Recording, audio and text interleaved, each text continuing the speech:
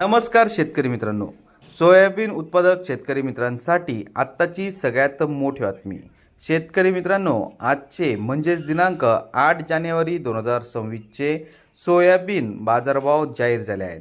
चला तर मग शेतकरी मित्रांनो बघूया कृषी उत्पन्न बाजार समिती येवला येथील आजचे सोयाबीनचे बाजारभाव. येवला कृषी उत्पन्न बाजार समितीमध्ये सोयाबीनची आवक 75 क्विंटल एवढी बघायला मिळाली. सोयाबीनला बाजारभाव मिळाला आहे. कमीत कमी दर 4,630 क्विंटल, जास्तीत जास्त दर 4,990 रुपये, सर्वसाधारण दर 4,951 रुपये. पुढची बाजार समिती आहे विंचूर. आवक 580 क्विंटलची.